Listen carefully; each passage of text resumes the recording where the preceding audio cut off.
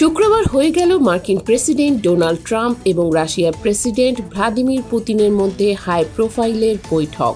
এর লক্ষ্য ছিল ইউক্রেনে ৩ বছরের বেশি সময় ধরে চলা যুদ্ধের অবসান। কিন্তু প্রায় ৩ ঘন্টা ধরে চলা বৈঠকটি কোনো সিদ্ধান্ত ছাড়াই শেষ হয়েছে।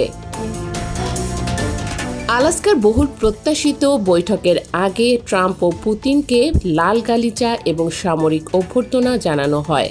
প্রায় ৩ ঘন্টার রুদ্ধদ্বার আলোচনার পর দুই নেতা সংক্ষিপ্ত মন্তব্য করেন, তবে নেননি কোনো সাংবাদিকদের প্রশ্ন।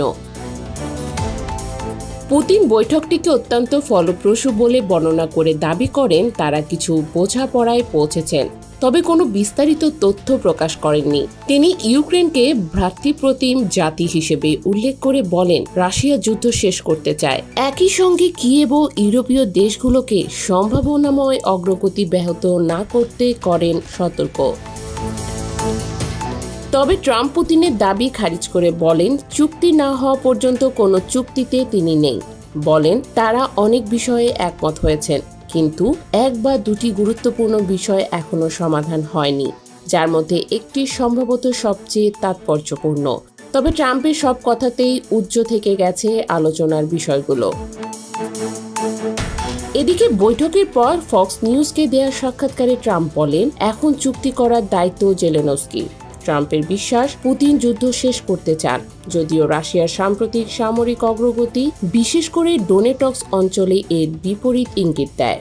ট্রাম্প বলেন তিনি ইউক্রেনের প্রেসিডেন্ট ভলোদিমির জেলেনস্কি এবং ন্যাটো নেতাদের সঙ্গে ফোনে আলোচনা করবেন, তবে তিনি কোনো চুক্তির বিস্তারিত প্রকাশ করেননি। বৈঠকে অনিমন্ত্রিত থাকা জেলেনস্কি ইতিমধ্যে বলেছেন তার অনুপস্থিতিতে নেওয়া সিদ্ধান্ত কার্যকর হবে না।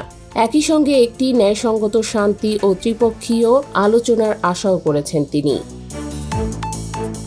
সম্মেলনটি পরিকল্পিত সময়ের আগে শেষ হয় এবং মার্কিন ও রাশিয়ান কর্মকর্তাদের মধ্যে একটি প্রস্তাবিত মধ্যাহ্নভোজ বাতিল করা হয়। পুতিন আলাস্কা ছেড়ে চলে যান এবং ট্রাম্প ওয়াশিংটনের উদ্দেশ্যে রওনা হন। পুতিন পরবর্তী বৈঠকের জন্য ট্রাম্পকে মস্কোতে আমন্ত্রণ জানান। উত্তরে ট্রাম্পের ইঙ্গিত ছিল ইতিবাচক।